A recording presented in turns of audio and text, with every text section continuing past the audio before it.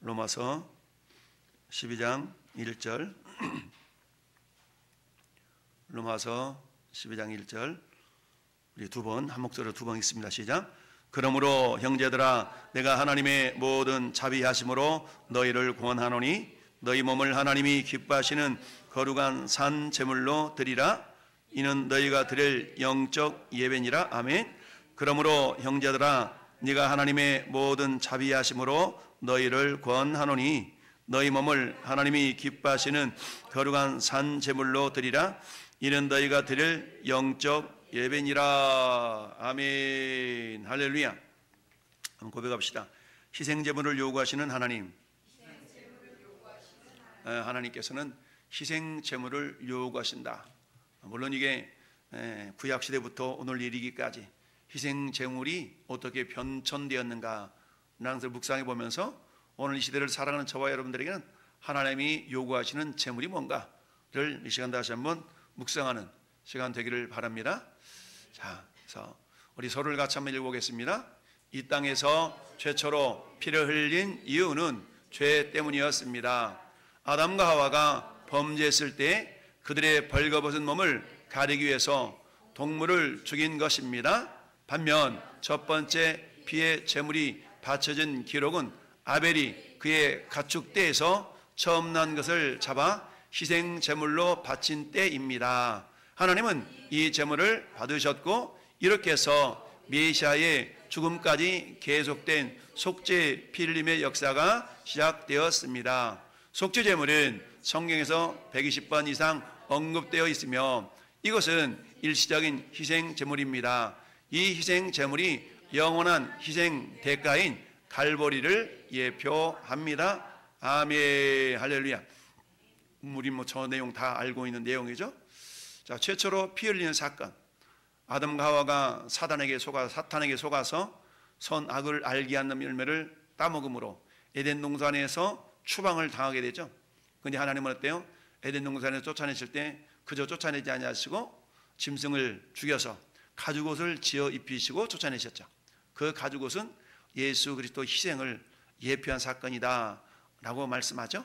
그래서 최초로 짐승이 죽어진 그 사건, 피 흘린 사건이 창세기 3장 21절에 나옵니다. 자, 3장 21절 읽습니다. 시작. 여호와 하나님이 아담과 그의 아내를 위하여 가죽옷을 지어 입히시니라. 아멘. 저 모습은 마치 누가복음 15장에 집 나간 둘째 아들이 돌아왔을 때 아버지가 그 둘째 아들을 위해서 행하신 모습과 비슷한 연상이 되어지죠. 저기서 보니까 아담과 하와가 한 일이 있어요, 없어요? 없습니다. 가죽옷이 만들어지기 위해서는 짐승을 잡아야 되겠죠. 짐승을 누가 잡았어요? 하나님이 잡으셨죠. 가죽을 누가 뺏겼어요? 하나님 뺏기셨어요.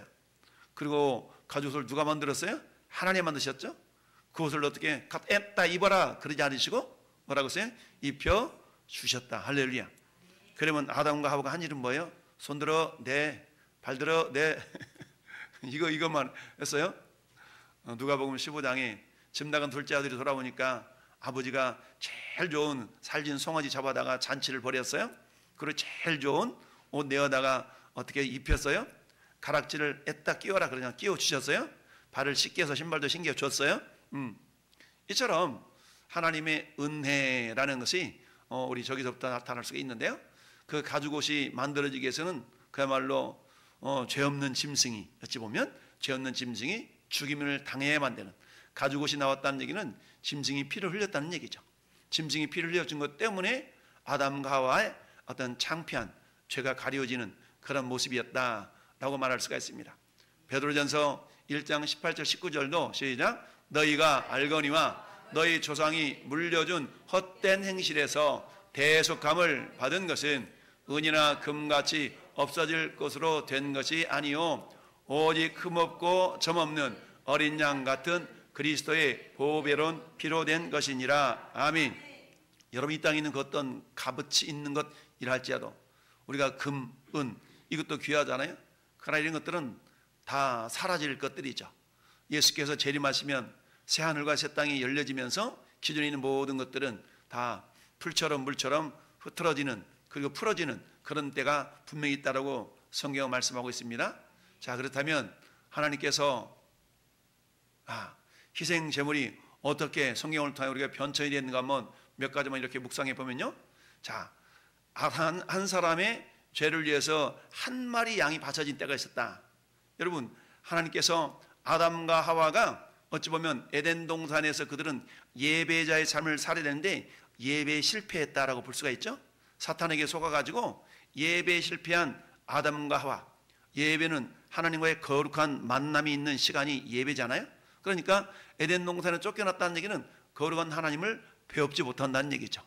그 이후로 어때요? 이제 아담과 하와가 가인과 아벨을 낳고 어릴 때부터 양육을 했을 거 아니겠어요? 마치 엄마들이 애기 낳으면 탁 무릎에 앉혀가지고 누구야 누구처럼 되라 계속해서 이렇게 양육했을 거 아니겠습니까?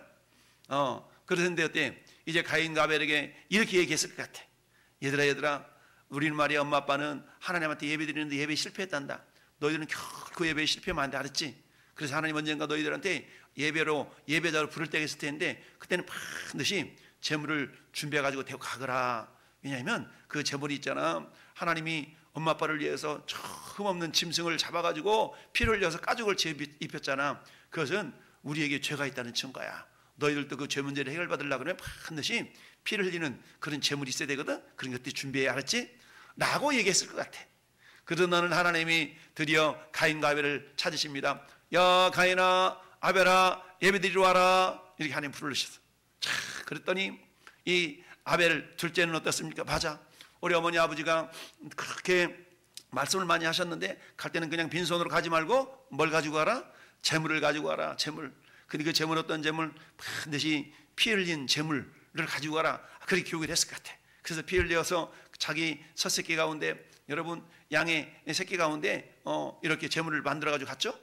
그 당시에는 육식이 허용되지 않았어요. 하나님께서 육식을 허용한 때는 언제라고 그랬어요? 노아 홍수 이후에 하나님께서 육식을 허용하셨어. 그러니까 가인과 아벨이 있던 당시에는 육식이 허용되지 않았기 때문에 굳이 짐승을 잡아서 뭐 어떤 그런 적이 없어. 그래서 이 아벨이 양을 쳤다는 얘기는 일종의 이제 뭐 또 오시겠지만 그걸 가지고 하나님이 나는 제물로 드릴 거야. 언젠가 하나님이 찾으시면 그 제물을 드릴 거야. 라고 준비했을 그런 어떤 의미가 있다라고 우리가 볼 수가 있어요. 그러니까 결국 뭐예요? 이 아벨에게는 믿음이 있었던 것이죠. 언젠가 하나님이 찾으실 때가 있어. 그때를 준비해야지 라는 믿음이 있었던 것이죠. 근데 가인은 어때요? 그러건 말건 언젠가 부르면 제물이 있어라고 그랬지. 근데 제물 어떤 제물이라고 했지? 어떤 제물? 생각이 안 나는 거야. 그냥 대충 자기가 농사지었던 거 가지고 가서 이게 제물입니다 라고 드렸던 것이죠. 그러니까 어때요? 아벨은 준비된 제물이었고 가인은 준비하지 못한 제물이었다라고 볼 수가 있는 겁니다. 그러니까 하나님께서는 누구의 제물을 받으셨다고요? 아벨의 제물과 아벨은 받으셨다. 왜요? 아벨 자체가 준비되어졌기 때문에 준비되어진 사람의 제물 역시 준비된 제물이다 라고 볼 수가 있는 것이죠. 그래서 첫 번째는 한 사람의 죄를 위하여 만든 한 마리 양이 바쳐졌어. 이처럼 아벨은 어때요? 자기 자신을 위하여서 양 한 마리를 이렇게 잡아서 드렸어요. 근데 시간이 다 그러니까 이제 어땠습니까? 수천 년이 지난 다음에 애굽에서 이제 이스라엘 백성들을 건져내시게 하여서 구원해내기 위해서 하나님께서 모세와 아론을 보내지 않습니까? 그리고 어때? 하나님께서 유월절 절기를 이렇게 제정하시죠. 근데 유월절 절기 때는 반드시 뭐가 있어야 돼요? 피가 있어야 돼. 피가 있어야 돼. 드디어 저 이집트 나라에서 10가지 재앙을 보내서 결국 바로로 하여금 굴복하게 하고 이스라엘 백성을 보내는 그 마지막 관문이 뭡니까? 그곳에 있는 모든 장자를 죽이는 재앙이었죠. 근데 모든 장자를 죽이는 재앙에서 열애가 되기 위해서는 반드시 흠없는 일련된 수컷 염소나 양 가운데서 제물을 잡아가지고 어때요? 그 문설주와 인방의 피를 발고 너희는 그 안에 들어있으라 라고 말씀하셨죠. 근데 그때에 잡았던 염소는 뭐예요? 한 가족당 한 마리였어요. 처음에는 어때요? 아벨은 한 사람당 한 마리 양을 잡았다면 이제 출애굽 당시에는 한 가족당 한 마리를 잡으라 라고 말씀합니다. 자, 12장 3절 같이 읽어볼까요? 너희는 이스라엘 온 회중에게 말하여 이르라. 이달 열흘에 너희 각자가 어린 양을 잡을지니 그 가족대로 그 식구를 위하여 어린 양을 취하라. 너희 어린 양은 흠없고 일련된 수컷으로 하되 양이나 염소 중에서 취하라 라고 했어요. 그러니까 양을 한 마리 취하기는 취하는데 가족대로 우리 가족이 10명이야. 그럼 10명이 한 마리, 우리 가족은 5명이야. 5명이 한 마리. 이렇게 해서 가족대로 식구를 위하여 어린 양을 잡으라라고 이렇게 말씀하고 있습니다. 자, 그 다음에는 어떨까? 이처럼 처음에는 한 사람당 한 마리 양이 잡혀졌다. 근데 출애굽 당시에는 한 마리가 아니라 한 가족당 한 마리가 잡혀졌다. 조금 확대되어지죠? 그렇게 해서 잡혀졌는데 이 잡혀진 양은 그렇게 되어졌어. 그 어린 양의 피가 흘려져서 설주와 인방에 발라진 다음에 23절 우리 잘 아는 말씀 시작. 여호와께서 애굽 사람들에게 재앙을 내리려고 지나가실 때에 문인방과 좌우 설주의 빈설주의 피를 보시면 여호와께서 그 문을 넘으시고 멸하는 자에게 너희 집에 들어가서 너희를 치지 못하게 하실 것임이니라. 아멘. 그것을 넘으신다. 넘는다는 것을 패스 오버, 6월이라는 말이 6월달이 있는 그런 6월이 아니고 6월이란 말이 흘러 넘어간다는 뜻이거든요. 패스, 영어로만 패스 오버인데 넘으시고 그래서 이래서 넘어갔다니, 넘어갔다. 6월절 양의 그러니까 그 피를 볼 때 너희를 넘어가리라. 뭐가 넘어가요? 재앙이 넘어갑니다. 저주가 넘어갑니다. 할렐루야. 자, 이처럼 한 가족당 한 마리의 피를 문설자 인방에 바르고 그 가족이 그 안에 집안에 들어있으면 그들은 죽음을 면하게 되었다라는 얘기입니다. 자, 그런데 레위기서를 보니까 자, 레위기서는 시작. 레위기에서는 속죄 예물 혹은 희생 제물이 한 민족을 위해서 한 마리 양으로 바쳐지면 되었다라는 얘기입니다. 여러분, 가인과 아벨에게는 1인당 한 마리의 양이 필요했어요. 근데 출애굽기는 보니까 한 가족당 한 마리의 양이 필요한 겁니다. 근데 레위기서를 보니까 이제 전 민족을 위하여서 한 마리 양이 바쳐지면 되었다. 레위기 16장 34절을 보니까 시작. 이는 너희가 영원히 지킬 규례라. 이스라엘 자손의 모든 죄를 위하여 1년 한 번 속죄할 것이니라. 아론이 여호와께서 모세에게 명령하신 대로 행하니라. 아멘. 여러분, 1년에 한 차례 대속죄일에 잡혀진 양은 가족대로 잡은 것이 아니라 대표 모든 이스라엘 민족을 위한 한 마리 양만 잡혀지면 되었다라는 얘기입니다. 한 마리만. 이처럼 가인과 아벨에게는 1인당 한 마리예요. 그런데 출애굽께서는 한 가족당 한 마리예요. 이게 확대되어 가지고 이제는 어때요? 출애굽 이후에 그들의 속죄하기 위해서는 대속죄일에 모든 이스라엘 민족을 위한 한 마리 양만 필요하면 되었다라는 얘기죠. 이것은 무엇을 예표하고 있느냐? 이건 네 번째 속죄 필름의 역사의 정점에는 속죄 예물, 즉 희생 제물은 전 세계를 위한 유일한 한 마리 양이 되었다는 얘기죠. 여러분, 이스라엘 한 민족을 위해서 한 마리가 필요했다면 이것은 이제 전 인류를 위한 한 마리 양이 필요할 것을 예표한 사건이다라고 볼 수가 있습니다. 이것은 뭘 얘기합니까?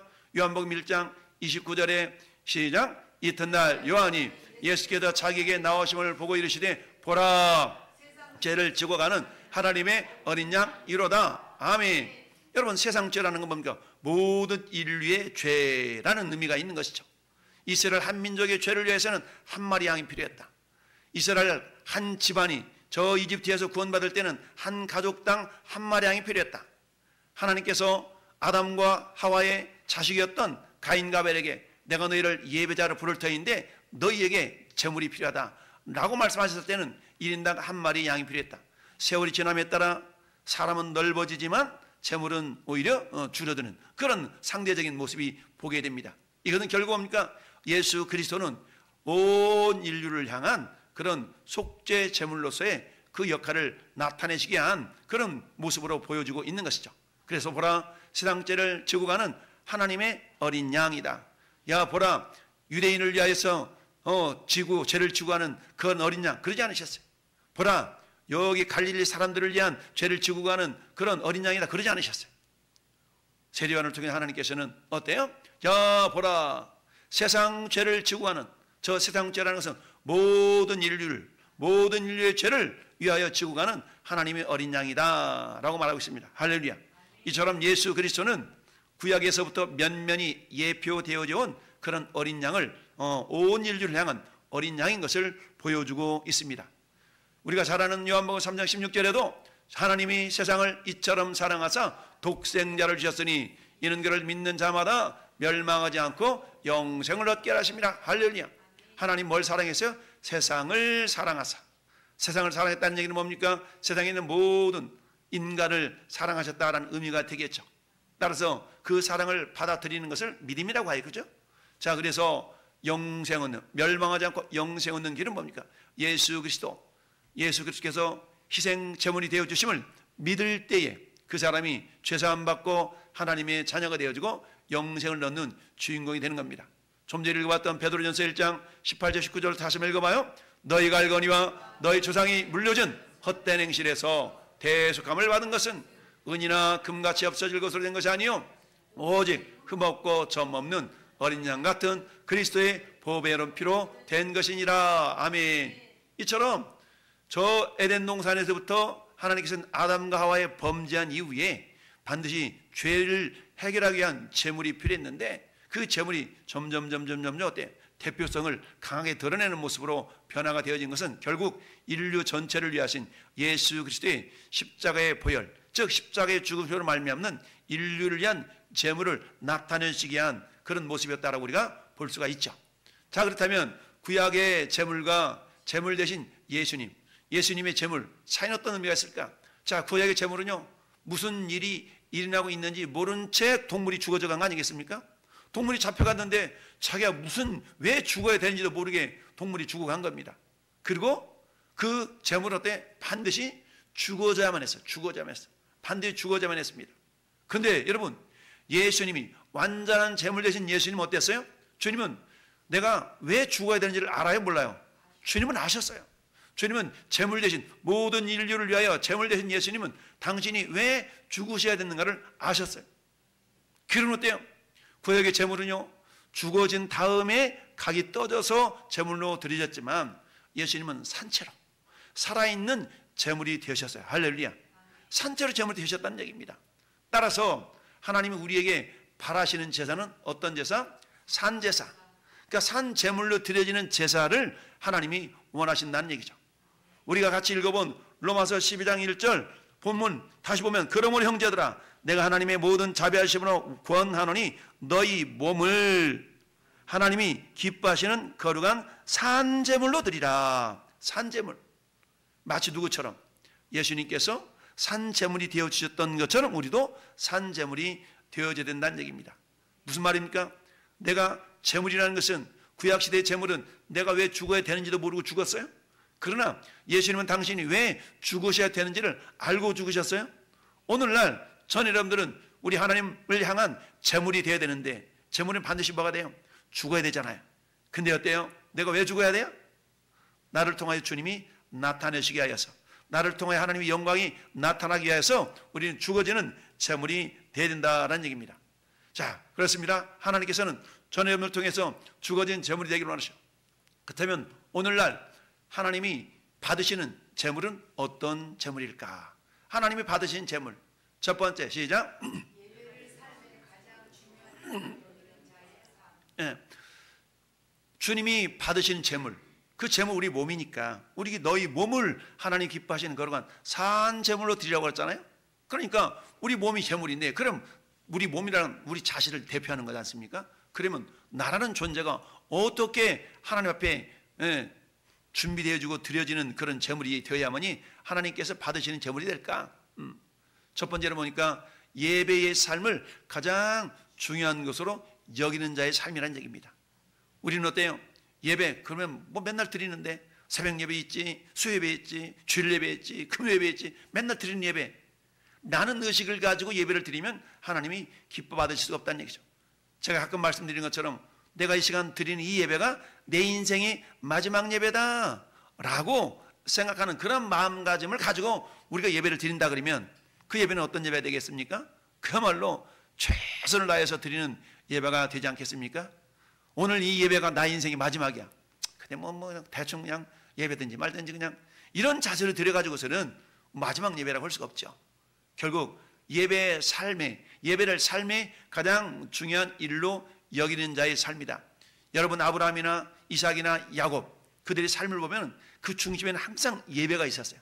장소를 옮길 때마다 하나님의 역사하실 때마다 그들은 어때요? 하나님 앞에 예배하는 예배자 삶을 산 거 봅니다.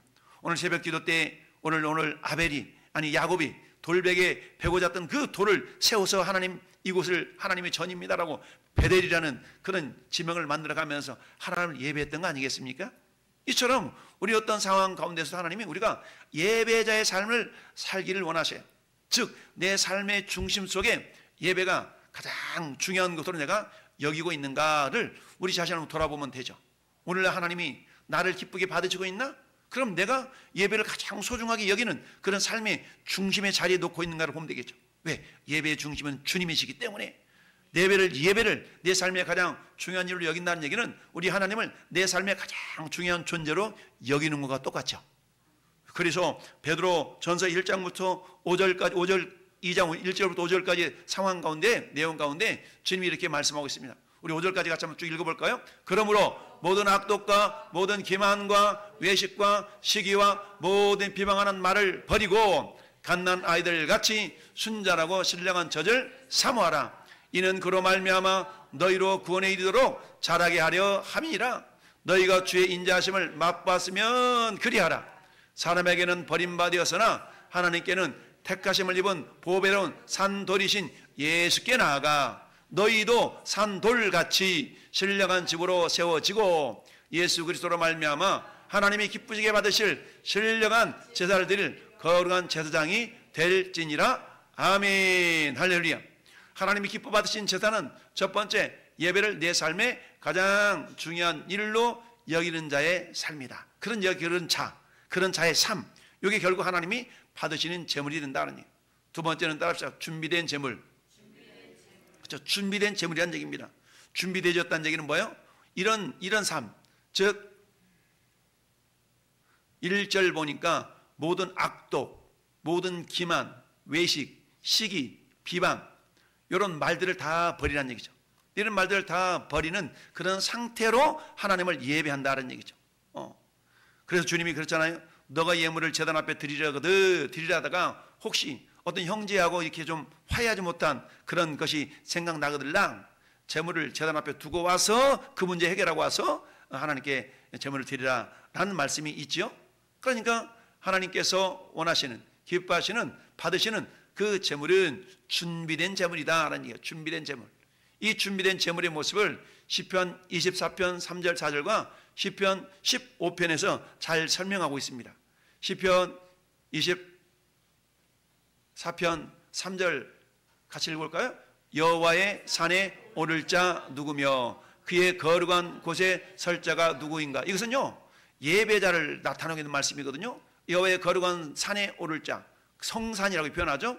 누구며 그의 거룩한 곳에 설 자가 누구인가. 즉 예배자로 그 앞에 설 자가 누구냐는 얘기죠. 그 자를 어떻게 표현하고 4절 시작. 곧 손이 깨끗하며 마음이 청결하며 뜻을 허탄한 데 두지 아니하며 거짓 맹세하지 아니하는 자로다. 아멘. 이 모습은 베드로전서 2장 1절의 말씀과 거의 맥락이 같죠. 이런 자에게 하나님께서 어떻게 복을 주시는가. 5절 시작. 그는 여호와께 복을 받고 구원의 하나님께 의를 얻으리니 이는 여호와를 찾는 족속이요 야곱의 하나님의 얼굴을 구하는 자로다. 아멘. 이런 자를 하나님께서 복을 주신다는 얘기죠. 복을 받고 구원 하나님께 의를 얻으리니 너 그럼 잘했어. 너 그거 잘한 거야 라고 칭찬 듣고 인정받는 삶. 이런 삶은 하나님께서 그런 예배자를 1절 3절과 같은 4절과 같은 예배자를 하나님께서 제물로 받으신다. 물론 오늘날에는 양 잡아서 제물을 가져오지 않습니다. 오늘날에는 저나 여러분들이 뭐가 되는 거, 우리가 친히 제물이 되어지는데 어떤 제물이라고 그랬어요? 산제물. 예수님은 어때요? 산돌같이 신령한 집으로 지어지고 라고 그랬죠. 예수님께서 어떤 보배로운 산돌이신 예수께 나가 그랬죠. 예수님 어떤 돌이야? 돌은 돌인데 살아있는 돌이에요. 살아있는 돌. 산돌. 여러분 옛날에는 돌집을 지었잖아요. 돌집. 그러니까 베드로전서 2장 5절도 너희도 산돌같이 신령한 집으로 뭐하고? 세워지고. 여러분 베드로전서 2장 5절 말씀은 에베소서 2장 22절 말씀과 연관이 있어요. 에베소서 2장 22절 말씀 우리 같이 다시 보면 에베소서 2장 22절 시작. 너희도 성령 안에서 하나님이 거하실 처소가 되기 위하여 그리스도 예수 안에서 함께 지어져 가느니라. 아멘. 여러분, 신앙생활은 혼자 하는 게 아니거든요. 신앙생활은 함께 하는 겁니다. 할렐루야. 함께라는 개념이 너무너무 중요해요.